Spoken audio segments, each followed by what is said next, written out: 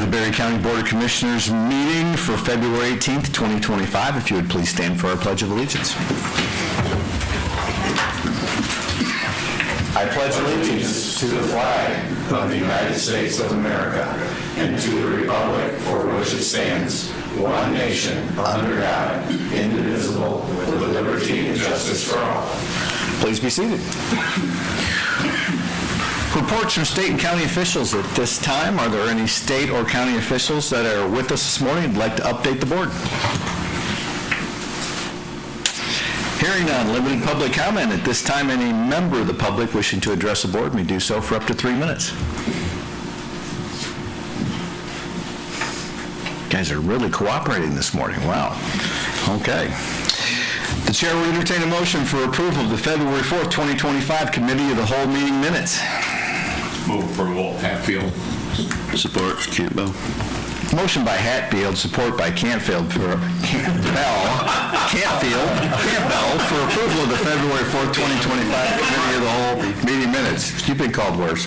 All those in favor, say aye. Aye. Opposed? The motion carries. Next up, Mr. Yarger. Mr. Yarger. I brought Mr. Jansen's with me, so.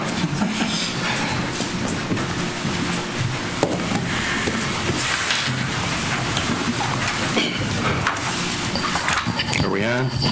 Yes. Can you hear us? Yeah. Hear me anyway? That's usually not a problem, no.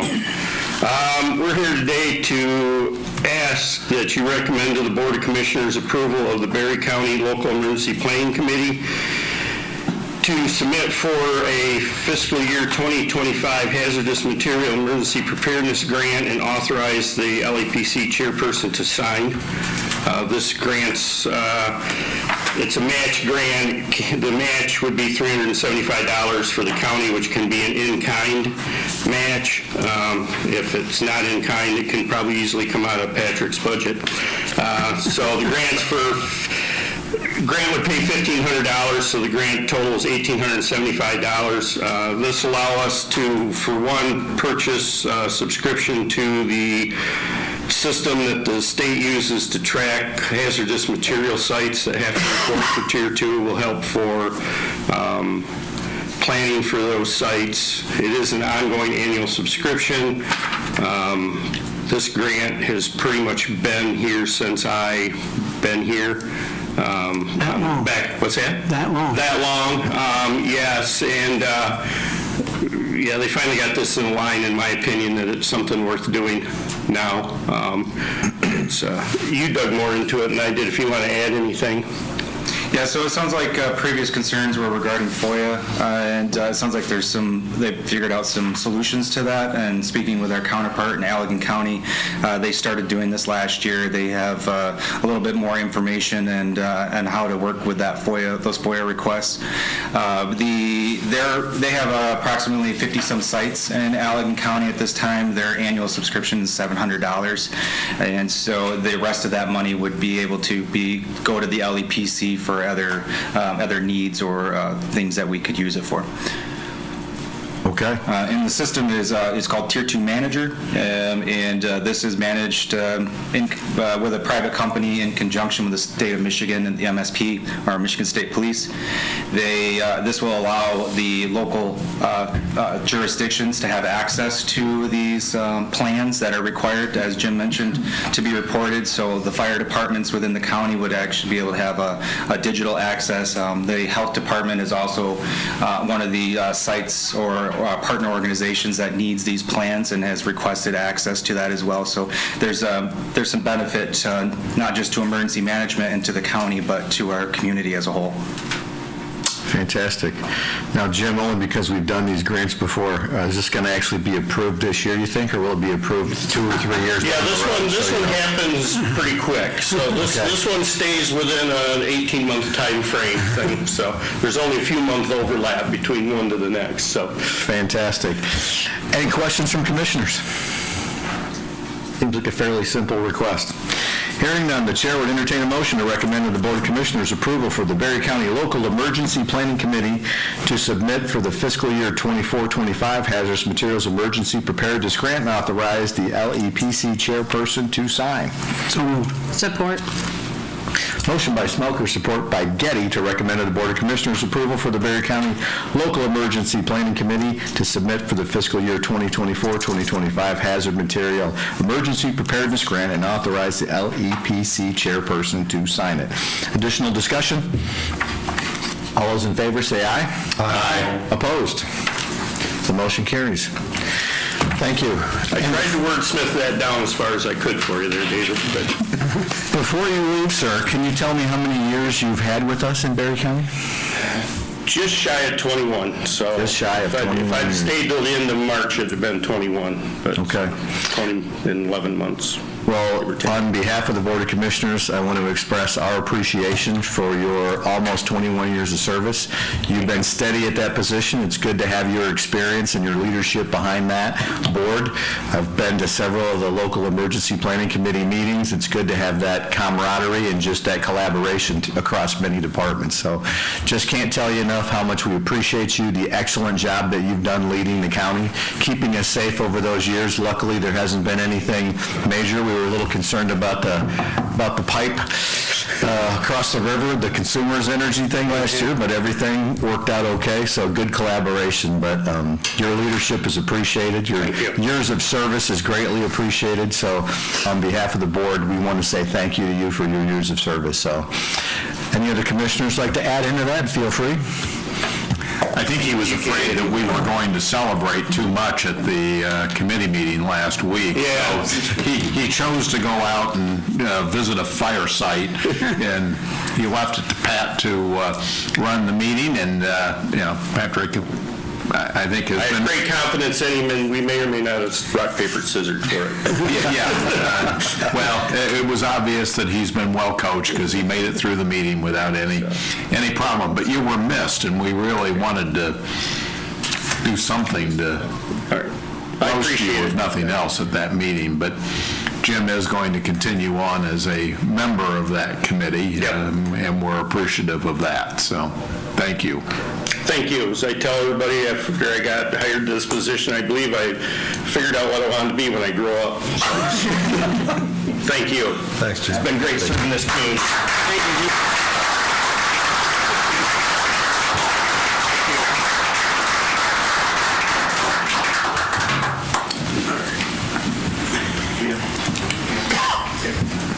Next on our agenda is a request from Heather Wing, who could not be with us this morning due to an illness. I've talked to Heather about this back and forth a couple times. She's requesting up to $1,500 for travel expenses to attend a meeting in Dallas, Texas, to get some additional information and training on the American Farmland Trust, easement programs and divisions. She ran this by her board, the Conservation Easement Board. They voted unanimously to support this expenditure as well. So like I said, Heather couldn't be with us this morning. Eric, I don't know if you had any additional information to add to this, but I mean, I think that it's pretty self-explanatory. It's not a lot of money. It was approved by their board. Any questions, concerns from commissioners? This is out of the hazardous, or the farmland preservation. Yep. It's out of their budget. I had just a question of why we're seeing it. If it's being spent out of their budget, why is this coming before us as commissioners? We need to approve those expenses, I guess, unless Eric has a better explanation for it, so. I have not looked at that policy. That's the policy I'm looking at right now, actually, so. Okay. I will answer for you in the near future on change. When in doubt, ask. Yeah. It's a knee jerk. Maybe an out-of-state? But better than the other way around. Yeah. So. Yeah. Bruce, any input on that from the easement board? No, I'm, of course, assuming is a very bad word, but I'm assuming that Heather's very knowledgeable in the fact that she probably had to ask for that permission, or at least make you knowledgeable that she was taking it. We were all very much in favor of it. We have some clarification over here. The request doesn't have to come to the board if it's in the budget. This wasn't budgeted, but they do have the funds for it. Okay. Thank you. Okay. The chair will entertain a motion to recommend to the Board of Commissioners approval for reimbursement of travel and accommodation expenses not to exceed $1,500 from the County Agriculture Preservation Fund for Heather Wing to travel to Dallas, Texas for attendance of the ACEP-ALE Summit, April 21st through April 23rd, 2025. So moved. Support. Motion by Campbell, support by Bassett to recommend to the Board of Commissioners approval for reimbursement of travel and accommodation expenses not to exceed $1,500 from the County Agriculture Preservation Fund for Heather Wing to travel to Dallas, Texas for the attendance of the ACEP-ALE Summit, April 21st through 2025. Any additional questions or discussions? All those in favor, say aye. Aye. Opposed? The motion carries. Thank you. Jeff Kiesler. Good morning. Good morning, everybody. Jeff Kiesler with Planning and Zoning. Just a quick update from us. We, on January 27th, the Planning Commission approved 2 parcels to go into our farmland and open space preservation, also known as PA 116. Those parcels, one was for Rains. It's an 80-acre parcel in Maple Grove Township, and the other was for Picard. That actually is 2 different parcels, one a 36-acre parcel, and then one a 19.5-acre parcel in Carlton Township. So this is my first experience with this, but it sounds like the position now, or the action now, is for the board to recommend that. Is that how that works? Okay. Exactly. Jeff, do you know, is there a minimum size for these PA 116s? I don't know that off the top of my head, but I'll check into that for sure. We've seen several of these, throughout the years they come across. I just wondered if there was a 5-acre minimum or anything like that. Most of them are obviously farm parcels, so they're bigger, but... Yeah, I did kind of look through the application. A lot of the questions are, they're asking, like, how is this property used for farming and stuff like that. So I don't know. I guess you could potentially have a smaller parcel if it was used for farming, but I'll check into that. It's a really good question. Okay. Questions from commissioners? I have a question. Can you explain to me what's the advantage to the homeowner of having this designation or protection? It stays in perpetuity, which is one advantage. If you've had a family farm and maybe no one can continue that on in the family, you can still maintain that as farmland. It's not going to become. You'll never have to see it become a Walmart or something. It'll be maintained as farmland. I believe that there are some additional tax credits and things like that, but I don't have that information on the top of my head right now, but I can check into it. Thanks. Mr. Chair, answer your question? Yes. 5 acres, minimum size, 5 acres, okay. and there are income tax benefits for people that participate. Okay, thank you. Thank you. Commissioner Campbell. Yeah, those can go up to 99 years, correct?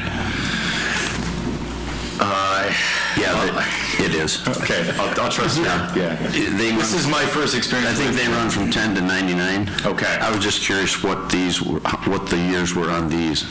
Good question. Let's see if they...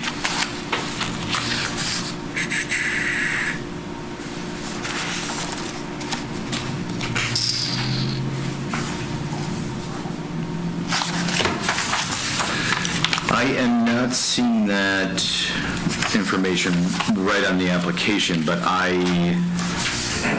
let's see here.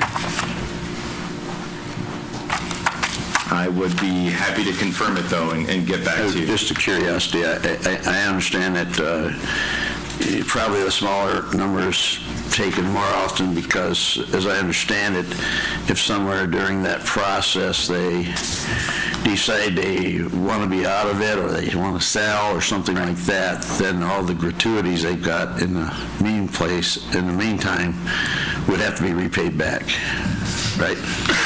I believe so, yep. But I can check on these two pieces and see if they designated it. Don't lose any sleep over it, just curiosity here. Yeah. Okay. On the top of page 3 of this, there is the question, what number of years do you wish to run the agreement? And for the Raines property, it is 90 years. And for 10 is 10 years. So, thank you. It is requested on there. It's just kind of hidden in there. But Mr. Chair, yes. I believe on there that it can be sold, but as long as it's kept in farmland, nothing has to be repaid. But if it's done anything to it other than farmland, you were 100% right, it has to be reimbursed. 98% then? Something like that. 98% I got. Thanks, John. Absolutely. Additional questions or discussion? The chair would entertain a motion to recommend to the Board of Commissioners approval of PA 116 application 25-1 for Miriam Raines located in Section 23 of Maple Grove Township. So moved. Support.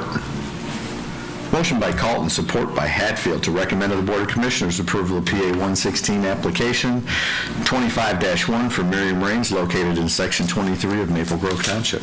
Additional discussion?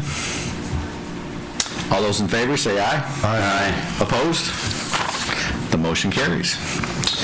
Next is, we have another PA 116 application. We've already discussed that. The chair would entertain a motion to recommend to the Board of Commissioners approval of PA 116 application 25-2 and 25-3 for Michael and Jeanette Pickard located in Section 30 of Carlton Township. Second. Motion by Tennyson, support by Smelter, to recommend to the Board of Commissioners approval of PA 116 application 25-2 and 25-3 for Michael and Jeanette Pickard located in Section 30 of Carlton Township. Additional discussion? All those in favor say aye. Aye. Opposed? The motion carries. Thank you, Jeff. Thank you. Next up, Luella Dennison. Good morning. I have for you this morning the first budget amendment of 2025. It's pretty straightforward. It doesn't increase the overall revenue and expenditure budgets for the general fund. The adjustments that are being made at this time are to reflect that during open enrollment for health insurance, we now know what employees selected, so we now know who's taking health insurance at what level, who's taking payment in lieu of at what level. So this amendment adjusts those line items accordingly to reflect what's been selected. You'll see some pretty big swings in some of the actual line item detail that's on page 8 and 9, and that's, just the difference between the cost of like a family health plan or, a single payment in lieu of. There's quite a wide swing there. So if you planned on, 5 employees having single payment in lieu of, and all of a sudden you had employees change or plans change, and now you have 5 family health plan enrollments, that can make a big difference. This amendment also includes some of the elected official wage increases, which salary increases that were approved after the budget was all adopted. The salaries that were set for first or chief deputies, and any classifications or reclassifications that occurred after the budget was adopted. So, and then in the special revenues funds, just a couple of changes. One to reflect a correction in the Swift Insure revenue budget, and the other to reflect that during the budget appeal process, the general fund contribution to the public safety complex construction was backed out, and that money was put into contingency. So this just reflects that that money is not coming into that fund. Any questions? Questions from commissioners? Is that a normal process on a yearly basis where the swings in health insurance projected versus actual? It happens throughout the year, so this might not be the last time that you see budget amendments related to personnel and health insurance changes. We don't always do them at the beginning of the year. Sometimes we just kind of let it roll and see how things shake out during the year, but I wanted to get us in a place where at the moment we're pretty on top of where we are, so that going into budget season, we have correct numbers to work with for current numbers, and also just so that you know how much money is available in contingency. It's a lot of detail and a lot of change. Just looking at the health insurance numbers, and I mean, that was Right. like, my goodness. I mean, 29,958, just some of the numbers in there, the wild swings in it were Right. eye-opening, so, thank you. Mr. Colton. You have all the different fund balances listed. Do you have any number on the total? I know it's not a useful number, but a total of all the fund balances? I don't. And of course, we're getting ready to go into audit season, so in a few months here, we'll have actual fund balance numbers for 12/31/24. The ones that you see in there now are just projections based on 12/31/2023 and anticipated revenue and expenditures, so. Okay, thank you. Additional questions? Seems pretty straightforward. Hearing none. The chair will entertain a motion to recommend to the Board of Commissioners approval of Budget Amendment 25-A. So moved. Support. Motion by Smelker, support by Hatfield? Yes. Okay. To recommend to the Board of Commissioners approval of Budget Amendment 25-A. Additional discussion or questions? All those in favor, say aye. Aye. Opposed? The motion carries. Thank you, Laura. Yep.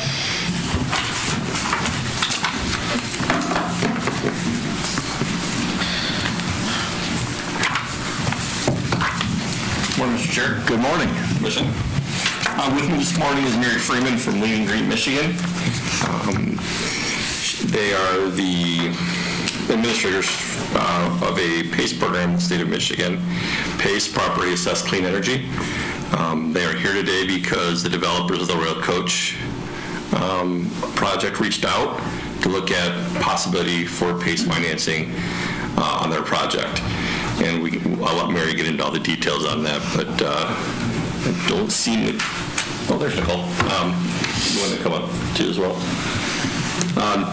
Nicole Likes here from the EDA, as they were, PACE reached out to them on the issue, and then we got together. So Mary, I'm going to turn it over to you. For sure.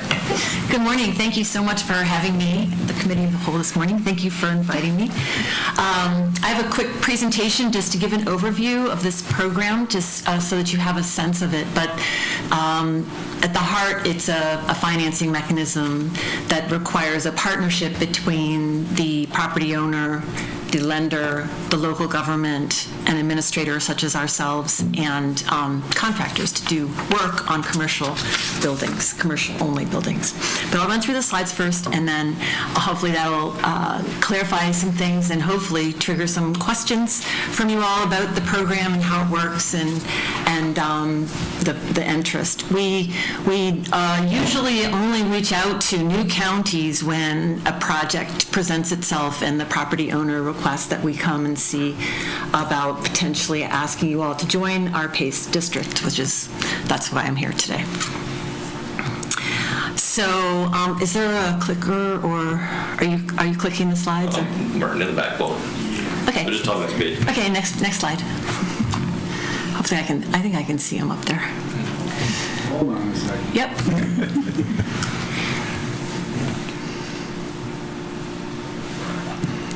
The technology is like not working, it's too... Oh, no, if it's not working, I can explain it without slides, believe it or not. Yeah. So, well, I'll just kind of launch in and you can catch up to me. How about that? Property Assessed Clean Energy was established in Michigan in 2010 through Public Act 270, and the goal of it was to provide an opportunity for funding for energy efficiency, which includes saving anything on your utility bills, could be sewer bill, water bill, electric bill. And the goal of it was to bring down those costs, to provide financing upfront to pay for things that would bring down those costs and be a net gain. We administer this program. We started it in 2012. We thought that the idea of a uniform program statewide would make the program more appealing to national lenders, and that has proved to be true.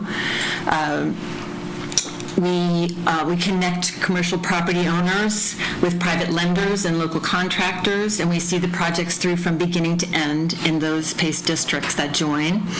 And next slide, please. So currently there are 59 Michigan municipalities, mostly counties, but also some cities and towns, who have joined our market.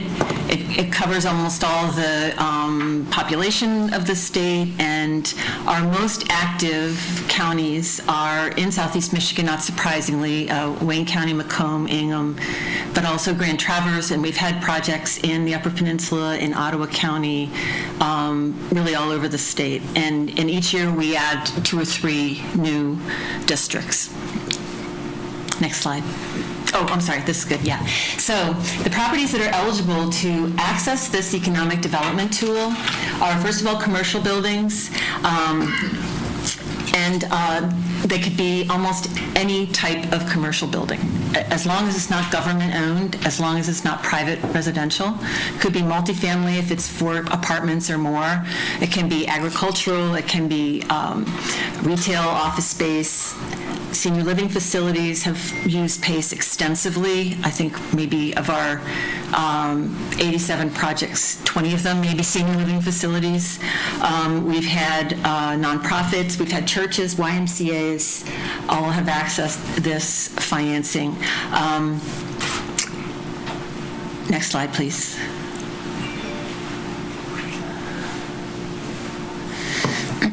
Okay, let's see if I can get this to open. I can see it better here.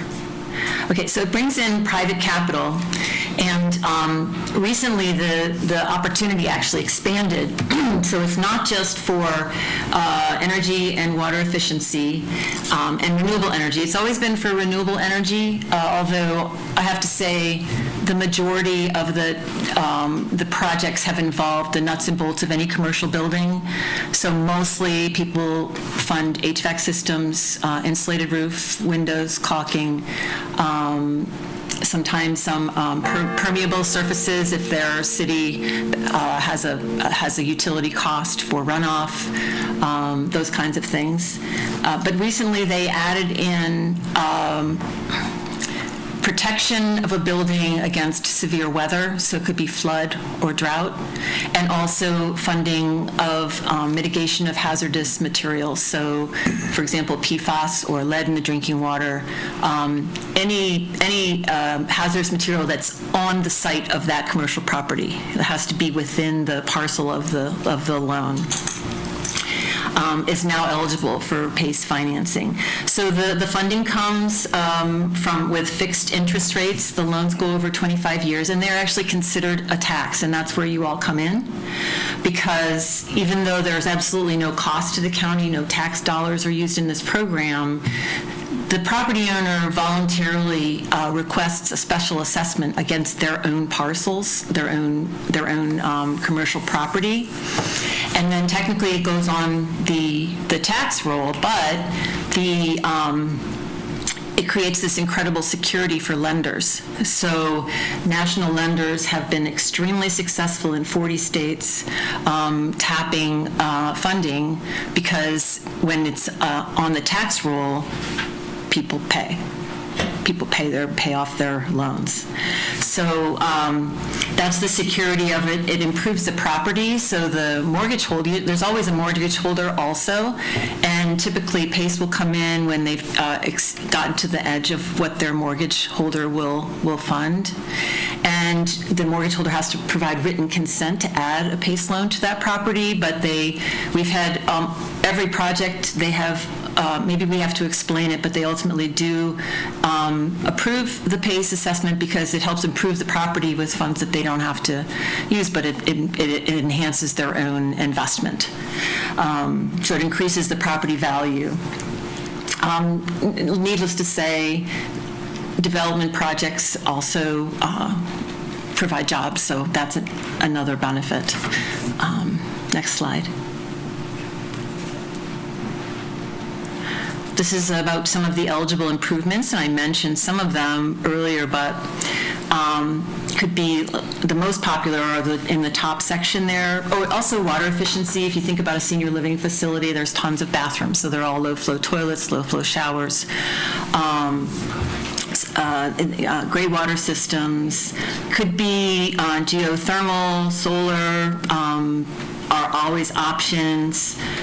Environmental hazards I mentioned, and they very specifically call out anaerobic digester energy systems, and we have had an agricultural commercial property take a PACE loan out several $1 million to purchase an anaerobic digester, and the anaerobic digester processes the animal waste from their slaughterhouse, and they now get 97% of their energy from the anaerobic digester. So it also took the methane that was spreading into the environment, and the community was very upset about the fumes.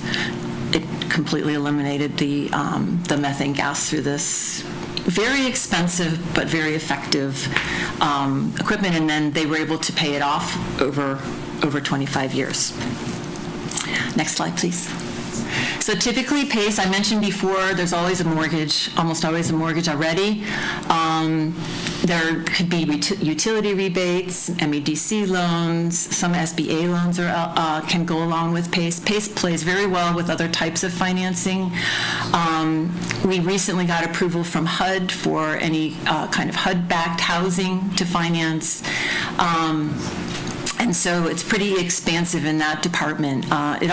PACE will often, because it's market rate, will often come in as the last part of a capital stack, because they may be able to we always encourage people and inform people about any cheaper forms of money.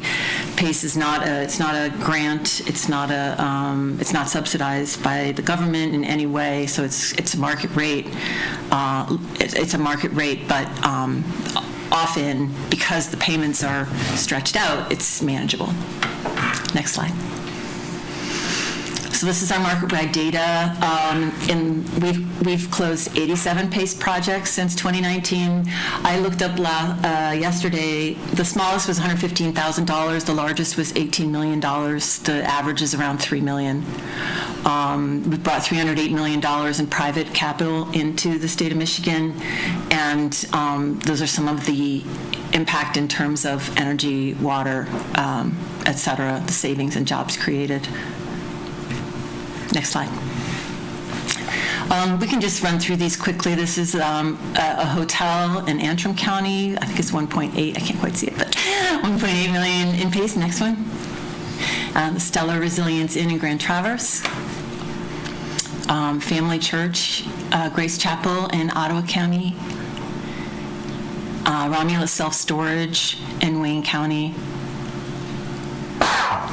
This is the Samaritan Center, which is it used to be a hospital actually, and they're reconfiguring it to be a nonprofit human services agency.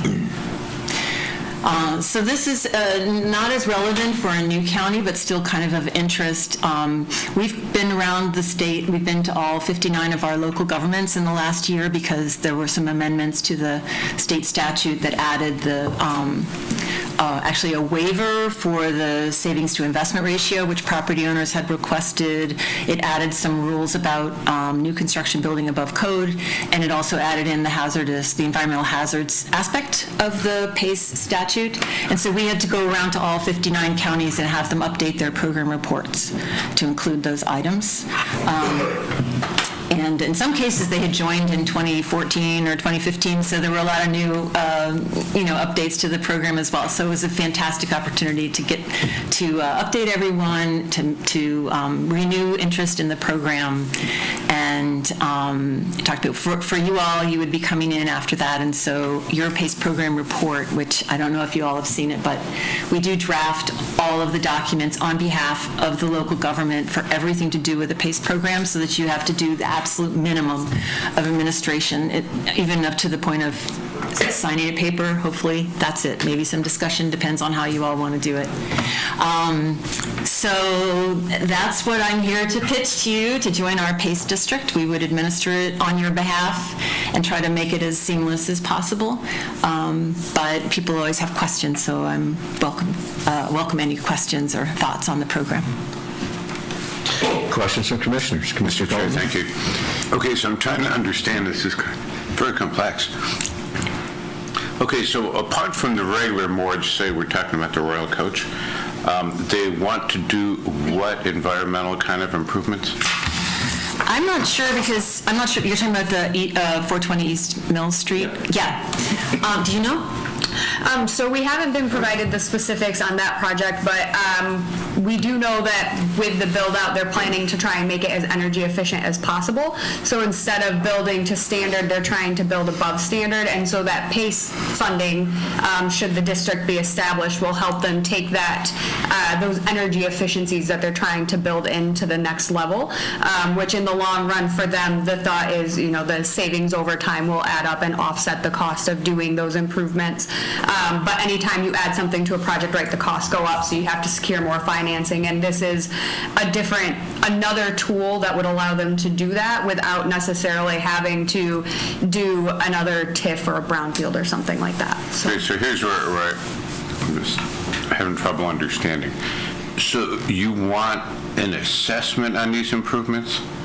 So in order to create a security for the loan, the commercial property owner voluntarily requests a special assessment against their parcels, just their own parcels. And what that then does is make it very secure for the lender, and they're willing to give them the money up front and have them pay it back over 25 years. And to be clear, just because there's a PACE district that's been established, you don't have to actually, it doesn't automatically guarantee that any of these projects are going to be approved. Oh, yeah, that's... It is entirely up to the county commission to whether or not they approve those projects. So it would require them to come in and say, here's what we'd like to do, here's all the things that we're building in, this is the amount that we're requesting for a loan, this is what that assessment looks like, can we move forward with that?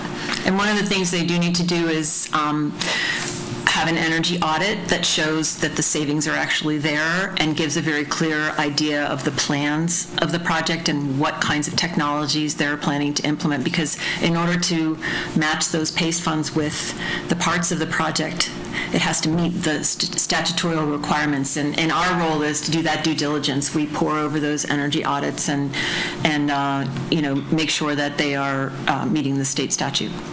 Okay, so then to distill it all down, then how does it affect, the county as far as this commission? So ideally, not at all. Ideally, the project, the payments will be made directly to the lender, so the money doesn't even have to go through the county. There isn't any jurisdiction in Michigan that has the money go through the county. So the owner pays the lender directly. It does appear on the tax roll, though. Like if you were to search the title of that property, it would show that it had a PACE assessment against it. So anyone who wanted to purchase that property would see that and they would have to be willing to take on that assessment. So the PACE loan goes with the property.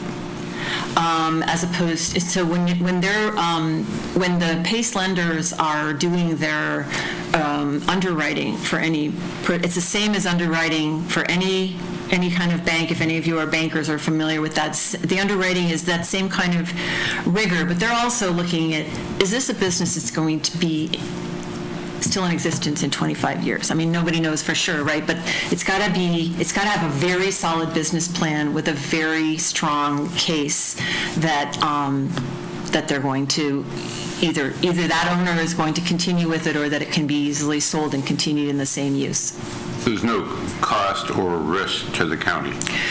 Well, nothing is without risk. There's no cost, except for in as much as, like you're listening to me right now, if a project came before you, you would have to consider it. So there's time, no money. The question that you all would need to consider is what happens if this property owner does not pay their taxes. That's where you would need to play a role in whatever your typical role is for when people do not pay their taxes. So if they defaulted, it would go through as if they had not paid their taxes. It would be potentially, it would be brought before, I don't know what your process is exactly, it varies from county to county, but the property could be put into receivership, or it could be seized by the sheriff, or whatever it is that you do when somebody doesn't pay.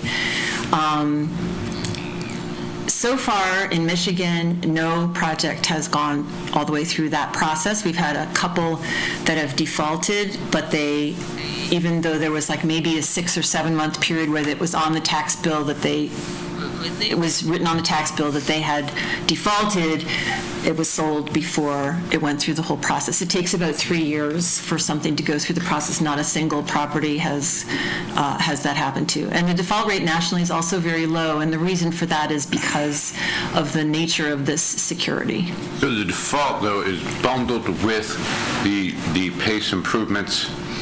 That all gets bundled, both those, there's the original loan and then there's the environmental improvement loan. That all gets bundled together? No, they operate separately because the mortgage is a regular loan and the PACE assessment is a tax. And the other difference between that, a lot of times the mortgage lender will say, well, wait a second, if it's a tax and it comes ahead of us in any kind of a default situation, that would be of a great concern to a mortgage holder. But because it's a tax also, it's only the current and past due payments. So that would come ahead of the mortgage in a default situation. And so that brings it down to less than 4% of the overall PACE loan, and it is much less of it's not a concern for the mortgage holder when they understand that. Thank you. Mm-hmm. Commissioner Judison? Commissioner Hatfield. Go ahead first. Well, I think she just hit the primary point. Yeah, the reason why they want to do this through a PACE arrangement is that it makes the lien superior to any other financing that's out there. And that's how they're able to get national lenders to come to the table and make these loans. So, it's a prime, if you will, type of financing for the lender that makes it. It simply is creating an opportunity for the property owner to access financing that is probably favorably structured by using a mechanism that creates a lien that is a special assessment lien that is superior to any other lien that's out there. This makes the whole county a PACE district? Yeah, it makes it a PACE district, but that does not in any way signify anything, really, about whether or not a project goes forward. Because first of all, there has to be a project, they have to be interested in PACE, they have to meet many, many requirements, and then it needs to be approved by the local government. Typically when because each project is going to be like in a city or a township, so the city or township has already gone through a lot of due diligence in terms of building permits and all the normal things that they would ordinarily do to make a project zoned correctly and everything else that it could go forward. So there's many layers to getting to the point of a PACE loan, but it does mean that anywhere in Berry County could theoretically bring forth a PACE project. But each project comes back here and has to be approved as an individual project. The fact that we've made the county a PACE district does not automatically mean that every project that goes up in the county will have a PACE loan or that it's automatically approved. Yeah. And because it's rather complex process in terms of our due diligence, they don't come around with great frequency at all. It's a periodic thing. Some of the larger counties, the more populous counties, have done 8, 10, 12 projects, but that's still over 5-7 years. So, we've had lots of counties just do one project in the last 3 years. So you've still got the traditional mortgage lender, and you've got the lender that's providing the PACE financing, looking at these projects. So, it's just one, as far as I look at it, it's just one additional level of scrutiny that those projects are having to go through. So they're going to be pretty well screened before they ever get back to us. And from my perspective, it's a tool. Yeah. It's a tool in the toolbox. If we don't use it, we don't use it. If we do use it, if someone's interested, great. Commissioner Tennyson? Well, I might have a little problem with the fact that if they want to sell the property, that the person buying it has to assume this loan. That's a great Okay, so any other thing that's sold, you have to pay off your debt prior to when somebody purchases the property, right?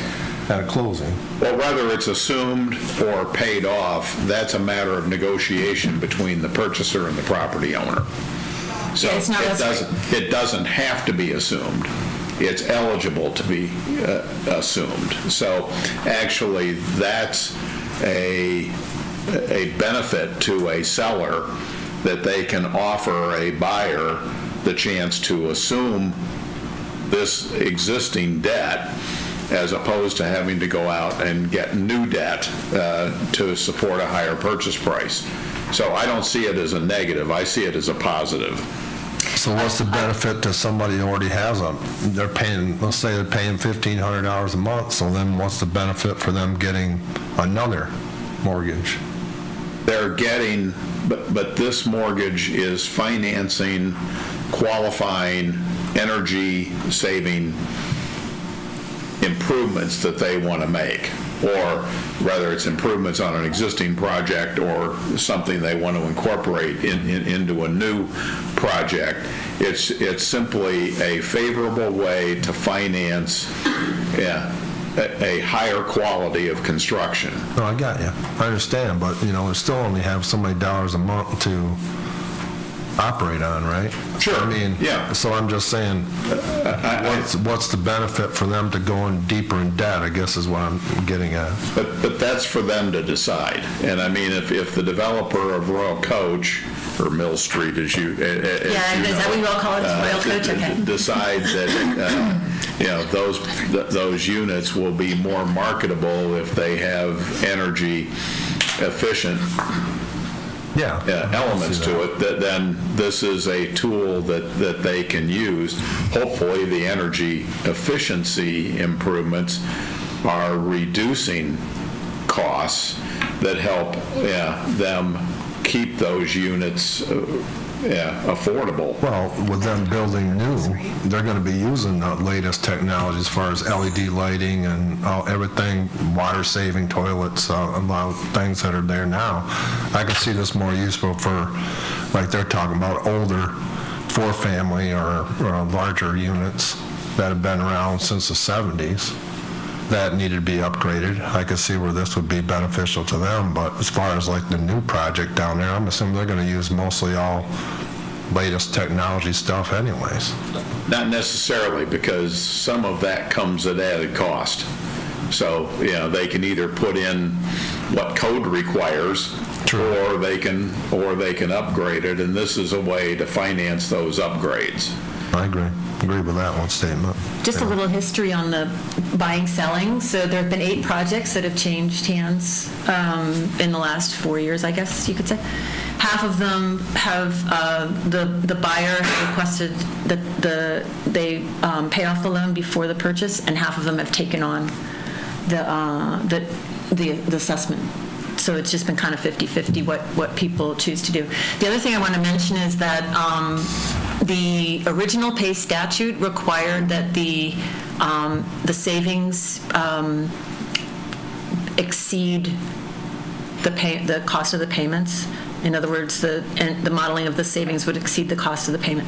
Okay. And they had to get a savings guarantee of that over 25 years, which ended up being kind of expensive. It ended up being kind of like insurance. And so the property owners were coming to us and saying, we know we're saving money. We know we're saving more than our loan pays. We don't want to have to pay for that guarantee. So currently the guarantee is in place. A requirement of a guarantee is in place, but the property owner can waive it. It's at their discretion. So if those were much more effective for what you're talking about, retrofits, than for new construction. And they did add in this requirement that all new construction has to be above code. They actually did? Yeah. If you want it PACE? Yeah, that's part of the new the amendment that I was telling you about is, the construction. We have to go through the energy audit and verify that the equipment is above code. Okay. And this is a complex enough process. You're not going to see it done for small projects. I mean, I don't think, a 4-unit is not going to, It's eligible, but... We would love it if they did. In fact, we are on a major strategic campaign as a company to recruit local Michigan-based banks and credit unions to open PACE lending as a line of business to do smaller projects, because the national PACE lenders have been very successful, and they spend the same amount of time on a $500,000 project as a $5 million project, and so they're increasing their lower limit of what they're willing to lend. But as of now, you can still find somebody in the 500,000 range, but less than that has been hard. We have but we have probably 6 different irons in the fire of local banks and credit unions who are considering, who are doing some training, who are talking to banks in other states that have successfully processed 150, 175 PACE loans a year under $500,000. So we're hoping, but as of now, it's in process. Commissioner Smoker. Has this been run by the city of Hastings? Isn't that the closest governmental unit? To my knowledge, no, but if the county does, the city doesn't have to do it. Right. And Dan is aware that they're asking for this.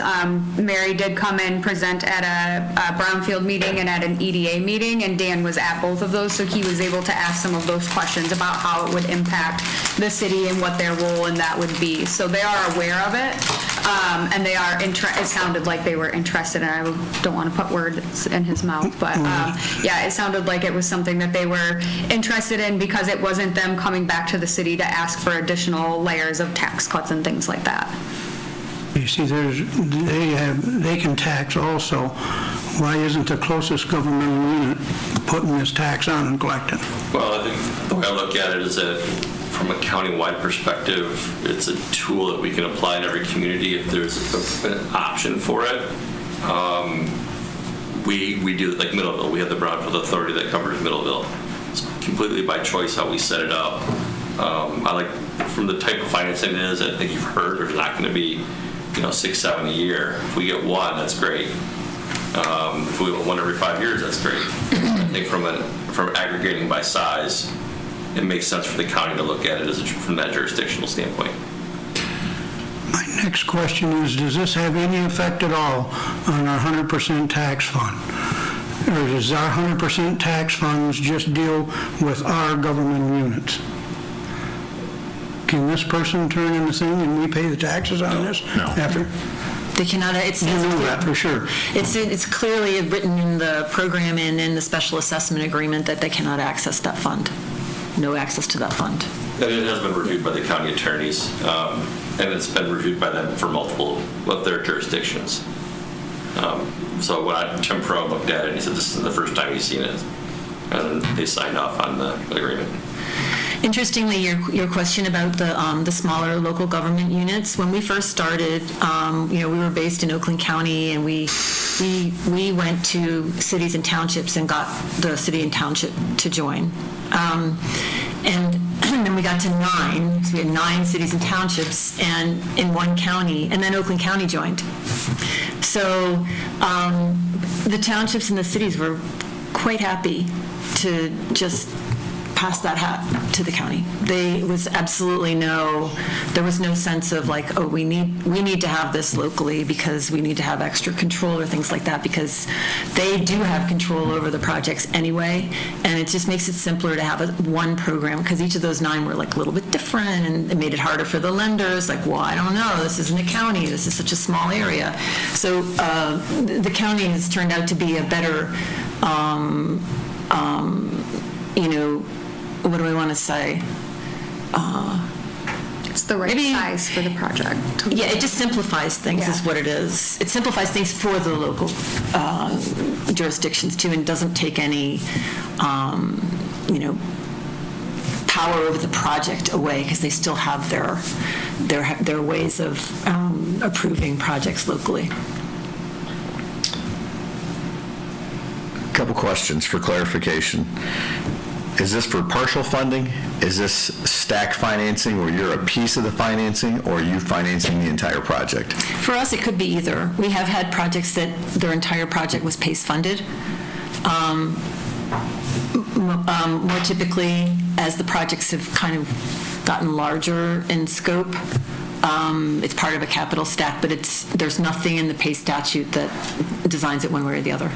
Okay, and if I'm understanding this right, they'd have to jump through all the hoops that PACE puts forward as far as meeting those requirements for above standard construction. You're going to audit those. You're going to bring these back to the county board before us for approval of the project. Well, we usually alert the county way as soon as we hear about a project. We usually say, hey, this is a possibility, because we want to see if there's any red flags right from the beginning before we do any work. Sometimes there have been instances where we'll call the county contact and say, thus and such company wants to set up a senior living community in thus and such community, and they say, we know that developer, we don't want to have anything to do with them. End of subject. It'll never go forward.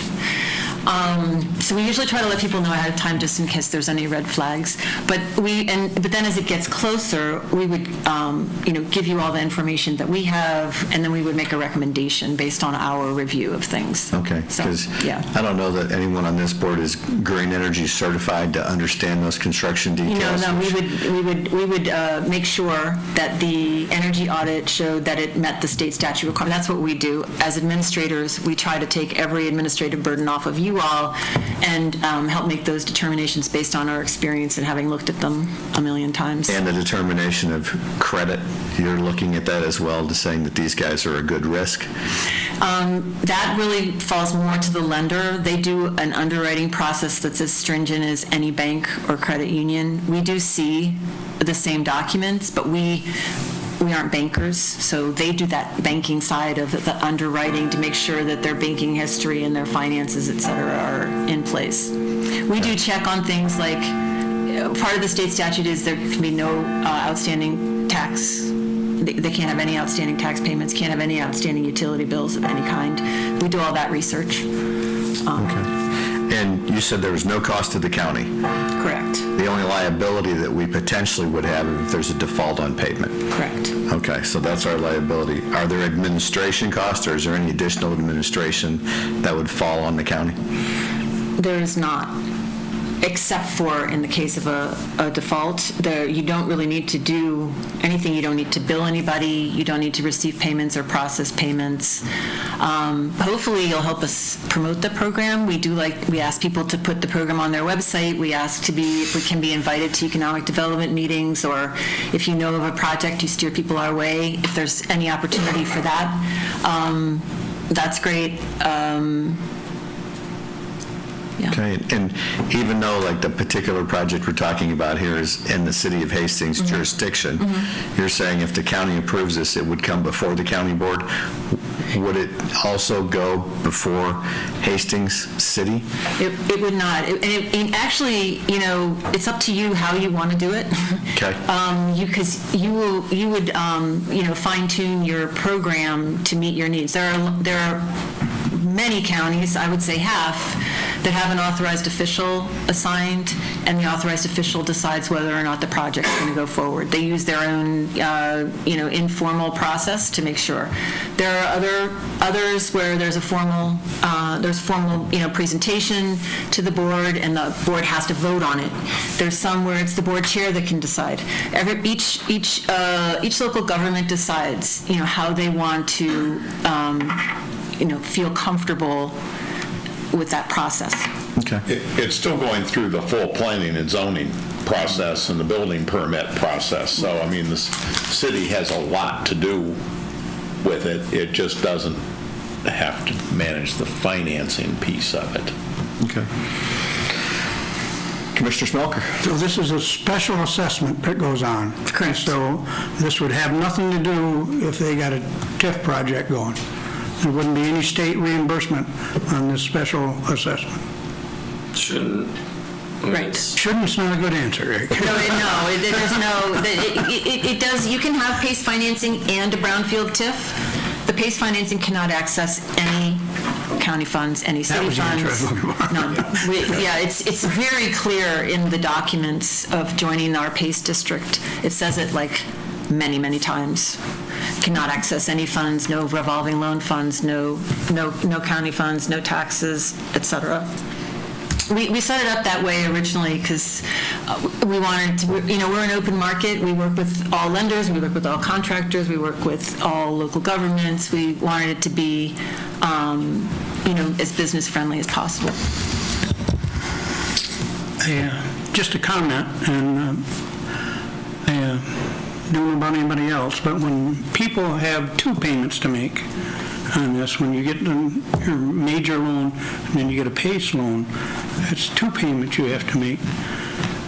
Which one are they going to give up first? Well, they can't. From the standpoint of they have to make the payments, they're saving money by doing this PACE, and it's a special assessment, so the lien is on the property.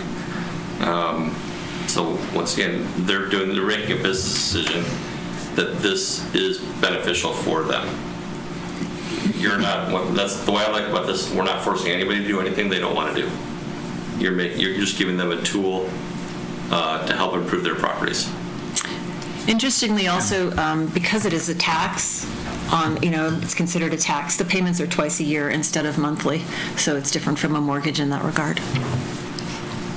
And I'll use a simplified example. Please. Okay.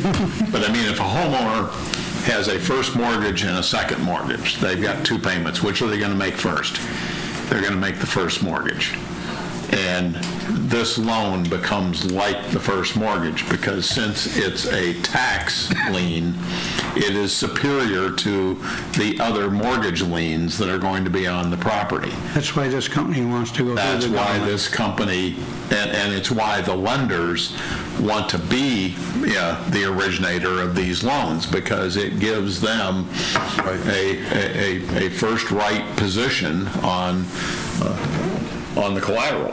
Would there be any hindrance then of them getting the other loan, other than if PACE done the whole thing, that's one thing? Well, the other lenders have to concur with them doing this. They do. And, the reason why they do is because they, in looking at the project, are convinced that the added improvements that are being funded with the PACE loan make the entire project more valuable, more viable.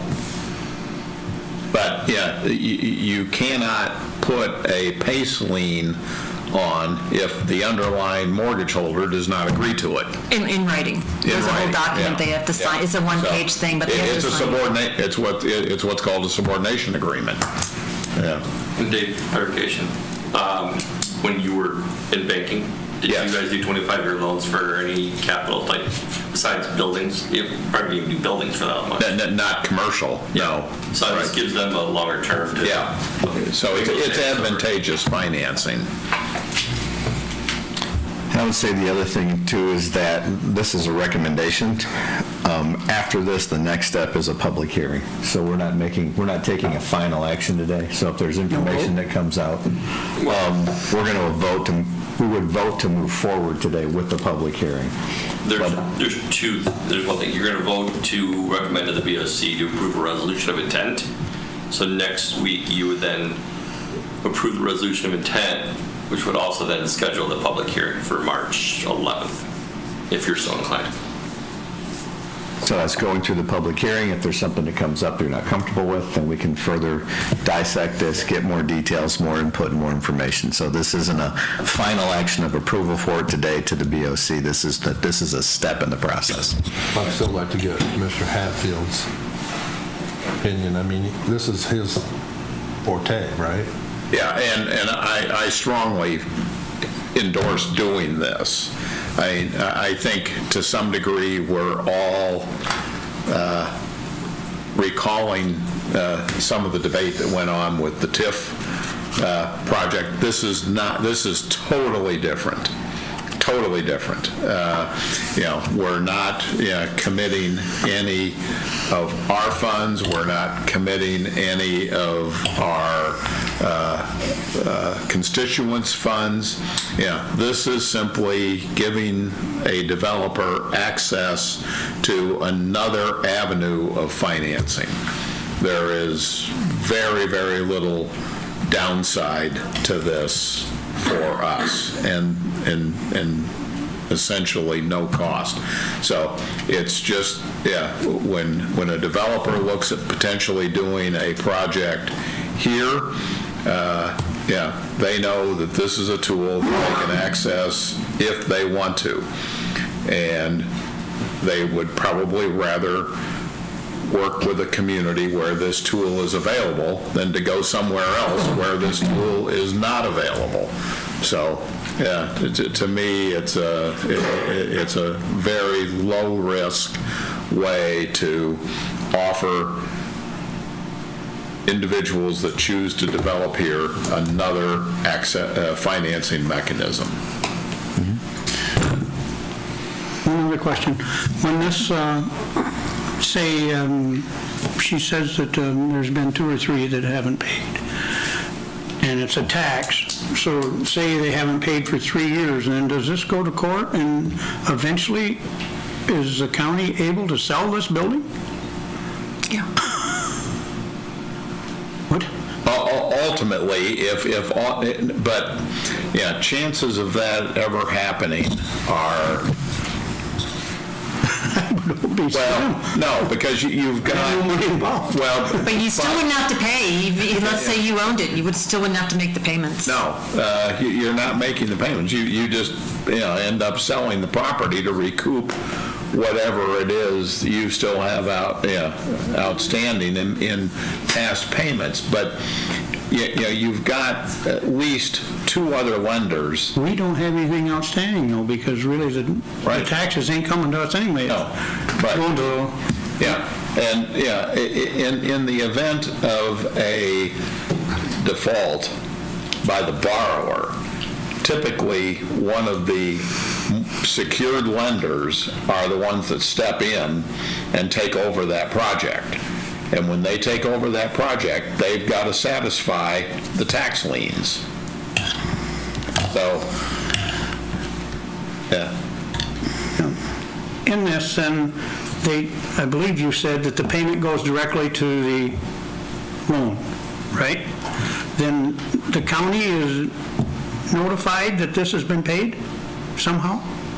So the way that it's written is if they don't pay within 30 days, they're required to notify the county. The required. PACE notifies the county? I'm sorry? Is PACE? The lender would. The lender is required to notify the county if they haven't paid within 30 days of the due date. Okay. It doesn't mean it has to go on the tax bill right away, but they have to notify you. Usually it gets cleared up before there's any issue. Commissioner Getty, did you have a question? Yeah, so is this somewhat of a marketing advantage to, will it get like a LEED certification? Will it say on the building that it's a PACE certified? So let's say there's residents that are very interested in, being in an energy efficient apartment. Will they see that, as a marketing tool for them? So we haven't kind of got to that stage. I mean, I guess we could think of it like, we do try to have our logo and the county's logo if there's any videos made about a project. We try to go to groundbreakings. We try to have a presence. We don't have a formal plaque or anything that says this is PACE. We do publish case studies, and we try to make those known so that people can look them up and see what kinds of savings went into the building. But we're not, that's not really our, we try to market to the development community and to people as they're developing projects ahead of time, and we're not so much in the but you all could be. If you want it to be, you absolutely could. And a lot of counties do use PACE as we have this, come here. That they absolutely do that. We don't personally do it, but they do. Thank you. Mm-hmm. Commissioner Campa. Thank you. I understand that by us doing this, I understand the benefit to the getting more availability for the loans, for the lenders. It looks more attractive because it's less risk involved for them. What actually becomes the county gain other than additional housing in our area, which we need very badly? Is there any other additional gains that we're making as a county for doing this? I think the biggest thing is any economic development success is your success. So any jobs that are developed around that project, any contractor who gets that contract, any of those kinds of things are of a benefit. And also then whatever that property is going to be better than it was before. Right. And so that's good for the community. It's good for the county. Commissioner Getty mentioned, marketing things. If you wanted to, you could do that. That's another benefit for some local governments. That's very helpful. It can entice people to come and do a project. So those are things that I can think of. Those are the main things I can think of. Okay, thank you. Mm-hmm. Yes. Hate to do this to you, David, but is there any way, seeing this used to be your business, any way that this could be government pushing one lender over another? No, because, they've got a pool of lenders. Then say some bank, why don't they come to us and say, put this on your tax roll and then make the payments to us? You see what I'm getting at here? I don't want to push one lender over another. Oh, yeah. It's pushing one lender over. It's those who are interested in doing it. Yeah. When we met, Chelsea Foster was in the meeting, and it was mentioned, hey, if High Point West is doing something like this, they'd love to work with them. They'd love to have a local. I think they're going to look at it. So, they're always looking for more lenders that they can refer developers to. But, there's a pool of lenders out there, and more lenders can join that pool. And also, typically people will get several term sheets and compare them. Yeah. So typically the property owner will do some shopping. So we can, share, lenders who've done this type of project, lenders who've done projects in this part of the state. We can give them names and numbers, but they will ask for the term sheet and they will do the comparison of this, but usually it's a comparison of interest rates. And it's their loan when it comes down to it. I mean, we're just the tool. Thank you. Yeah, I think I'm done. We'll see. Okay, if there are no further questions, good discussion. The chair would recommend to the Board of Commissioners adoption of Resolution 25-07, a resolution of intent to establish a property-assessed clean energy program and calling for a public hearing which indicates intent to establish a PACE financing program in Berry County. So moved. Support.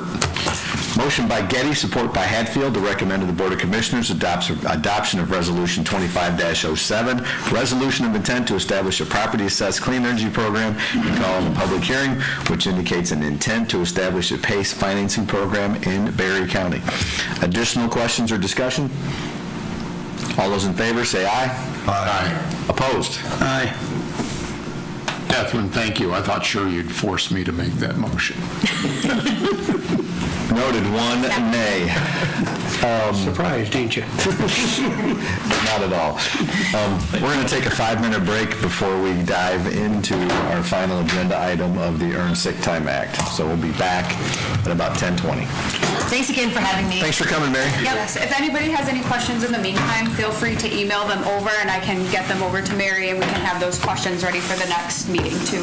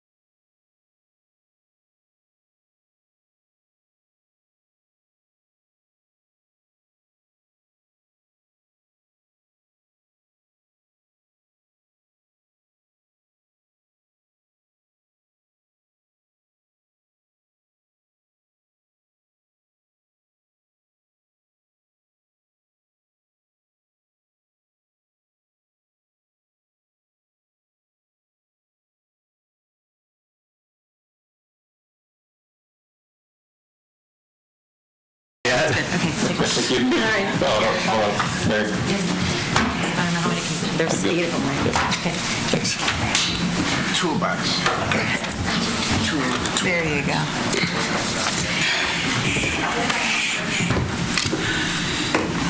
Okay, the board will come back in session.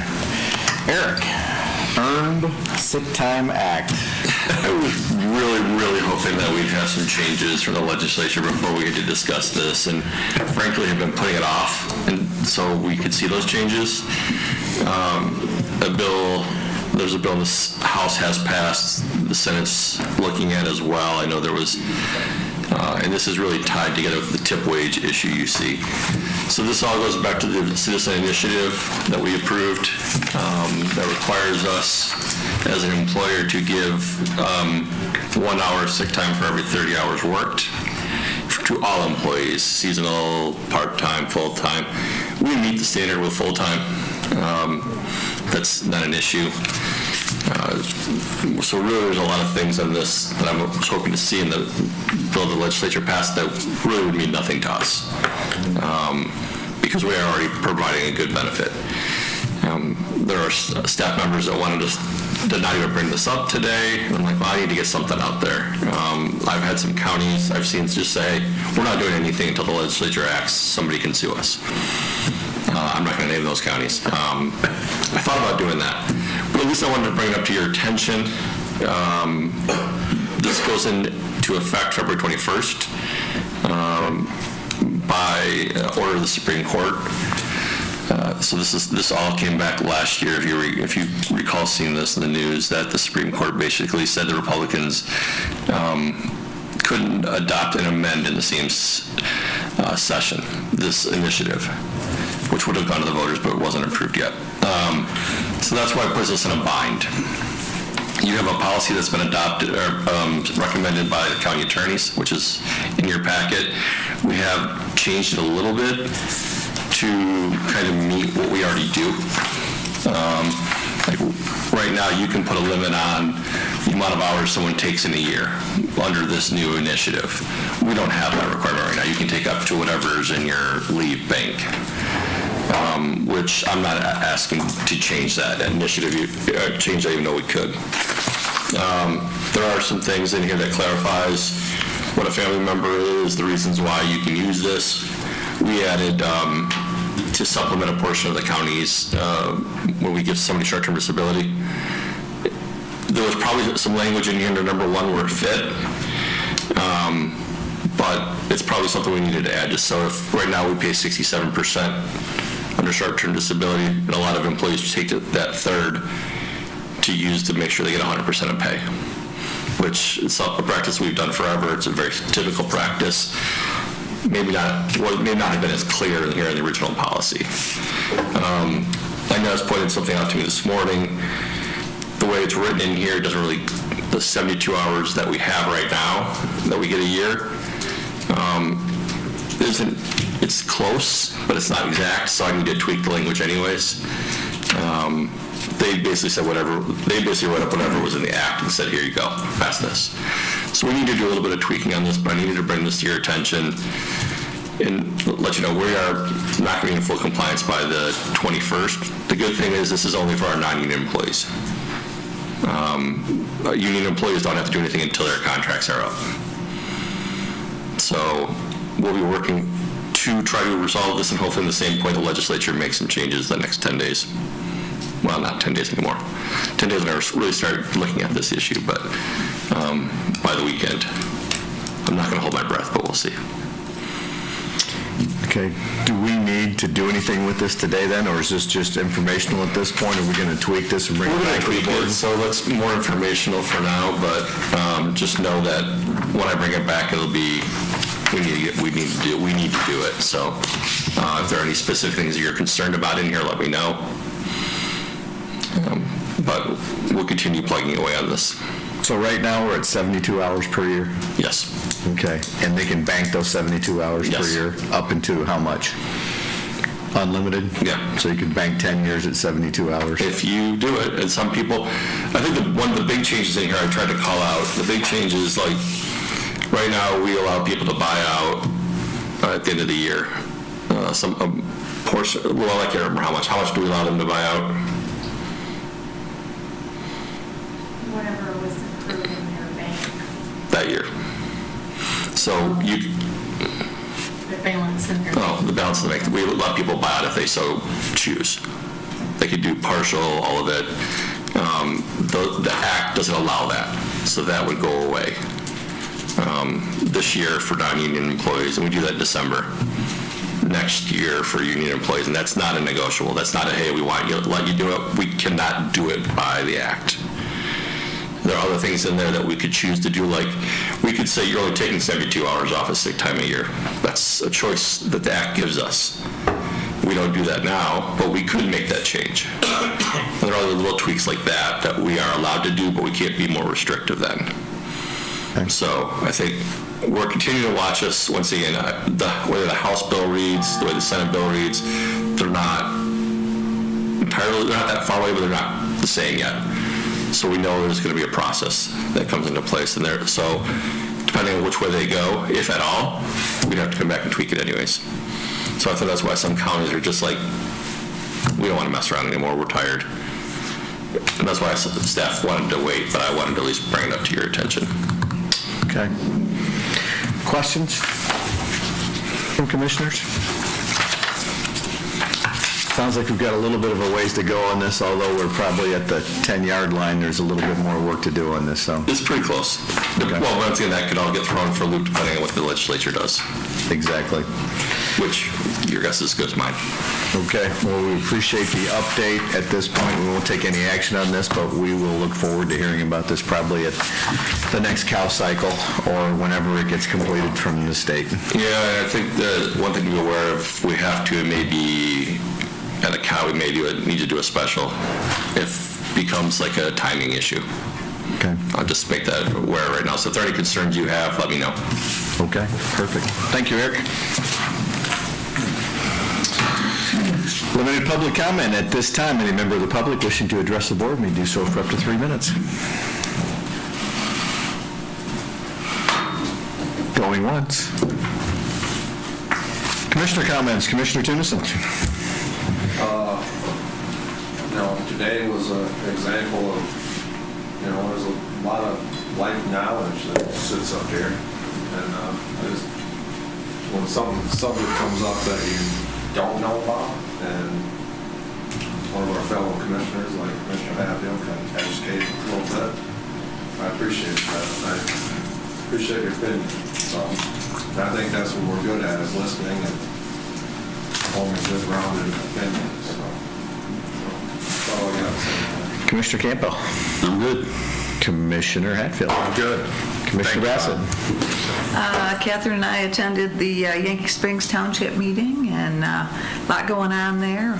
Rob Heathis runs a great meeting, and things going on with their fire department and EMS and things, that they're putting some things in place there. I don't know if Catherine has any more comments from that meeting, but... Mr. Colton.